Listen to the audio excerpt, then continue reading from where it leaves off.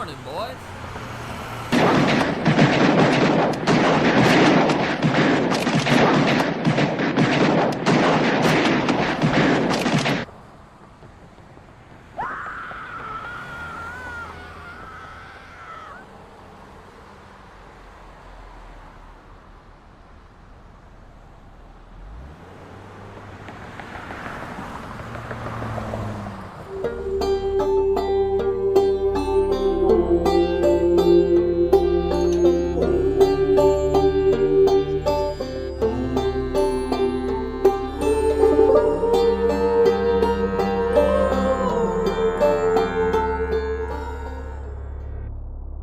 The year is 1921, and UMWA hero Sid Hatfield and his deputy Ed Chambers have just been gunned down on the steps of the McDowell County Courthouse in Welch, West Virginia.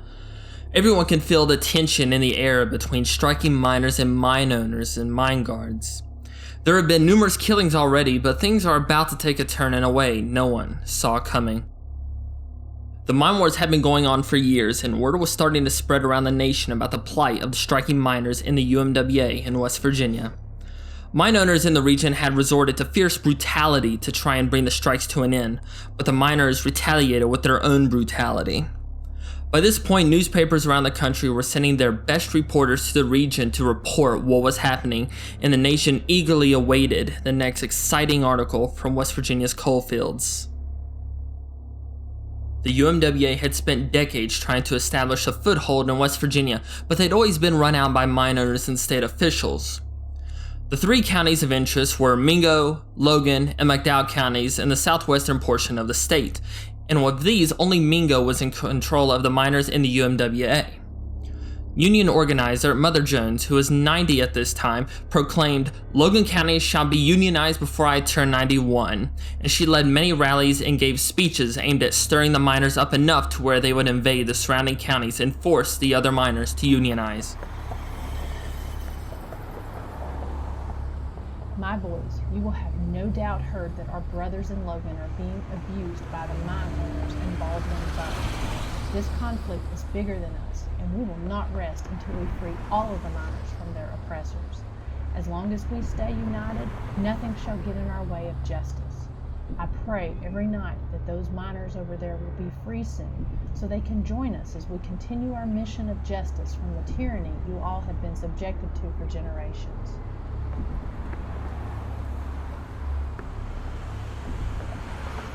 Many political figures in the state were worried that a strong union presence would force them to change the law to create safer working environments and more livable conditions for miners and other laborers, which would cost them a lot of money that they were making. To keep the union out of Logan County, they had established a shady system where they would pay money to officials to keep union presence to a minimum, and this led to many killings and clashes with striking miners. The situation was especially shady because the money was paid privately, which meant it couldn't be regulated or stopped, which angered miners all over the region. The man in charge of keeping the union out of Logan County was a man by the name of Don Chafin, who was the county clerk and just happened to be running for sheriff and was eager to prove his capabilities for getting the job done, no matter the cost. During the strike of 1919, Chafin had organized a fierce resistance against strikers, and they had completely broken the strike by the end of the year, leaving many men, women, and children dead. Chafin was also being paid by various mine owners to keep his men well armed and staffed, which basically meant that he had his own private army that was free from orders and punishment from state officials. Chafin had given strict orders to his men to run any person even thinking of going on strike out of town, and if they didn't listen, they were to be killed on sight, and his men were not to think twice about it. This was made worse when the mine owners had cut back on the pay of the miners and were instead taking more money for themselves and to Chafin for his help. After a few years of this, the miners had had enough. It was war. During the month of August 1921, there had been a few skirmishes between Logan County deputies and miners near the Logan border, and the striking miners were beginning to organize much like an army would on a grand campaign. The governor of West Virginia requested 1,000 federal soldiers from Camp Dix to help break the miners, and the U.S. Army was put on standby in case they were needed. By this time, Don Chafin was sheriff, and he had called for more men to join his ranks in the upcoming battle for Logan County. A force of miners had entered Logan County, but they were ambushed and routed by Chafin's deputies, with few prisoners being taken. On August 7th, UMWA leaders had called for a march and protest in the state capital of Charleston, and thousands of miners showed up for the protest led by UMWA leaders Frank Keeney and Fred Mooney. Keeney and Mooney met with Governor Morgan and listed the miners' demands. Mr. Governor, our members are facing unimaginable hardships and their pleas are falling on deaf ears. Our demands are very simple. We want working conditions improved, the script system abolished, and these guard thugs to be sent back to whatever hole they crawled out of. Y'all at the union just don't understand that these men signed a contract when they sought employment with these mines. I'm not going to argue right or wrong, especially when these men signed a contract with these conditions in mind. These are not livable conditions. They are treated like disposable figures on some payroll, and none of you will do a darn thing about it because these owners are lining your pockets with dirty money. How dare you accuse me and my cabinet of corruption when we give each and every day to the pursuit of justice and upholding the laws of the land? Crooked laws, maybe. I am here for a civil discussion, not to have two union men accuse me of things they have no evidence for. I reject your demands and I reject you and your union.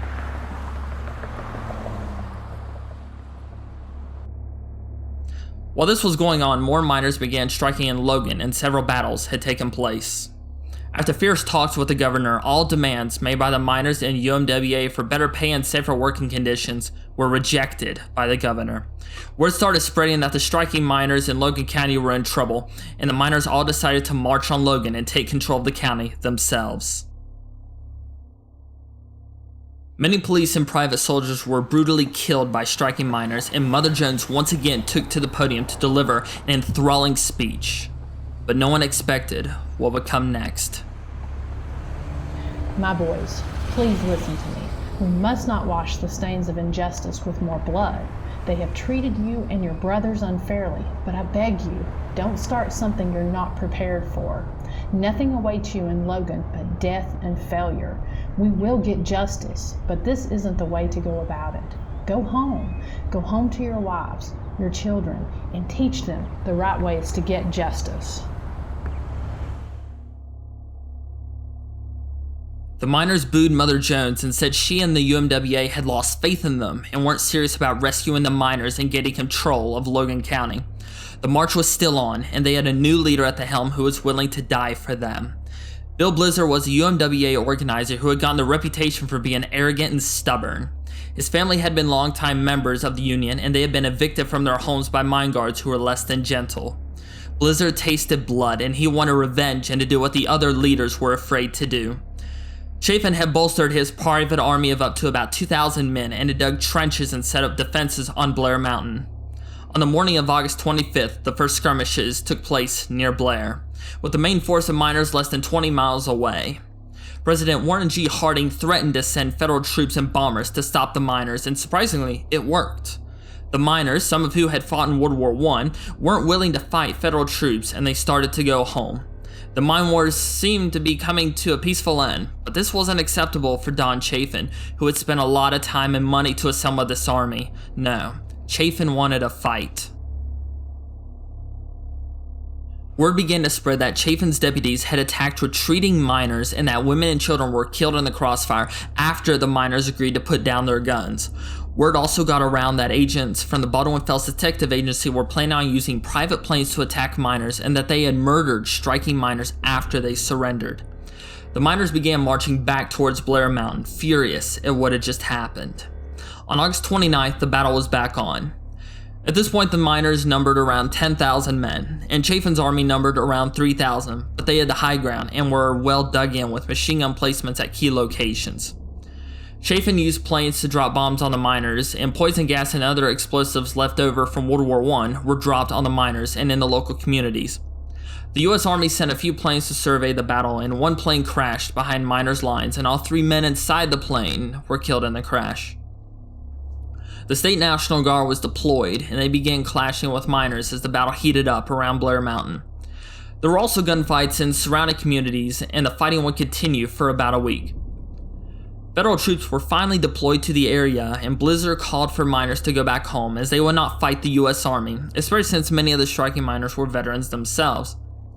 The Battle of Blair Mountain was the largest armed insurrection since the American Civil War, and between 50 to 200 miners were killed, 20 to 50 deputies were killed, and 3 U.S. troops were killed. 985 miners were arrested for murder and treason, and a new battle had begun. Many of the miners were acquitted, but a good number of them were jailed for many years.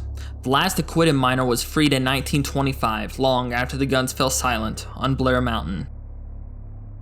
The battle was a devastating defeat for the UMWA and Union mines, and other Union strongholds in Pennsylvania and Kentucky would fail over the next decade.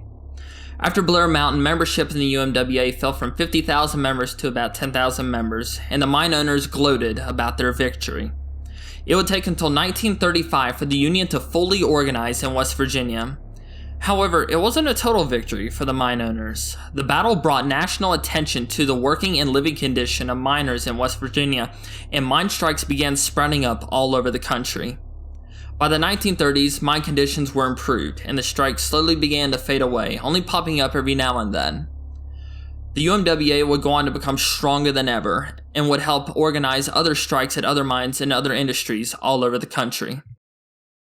History has largely forgotten about this important event in American history, which is why on the 100-year anniversary of the battle, we need to remember the actions of both sides and never forget the lessons learned from this bloody time in American history.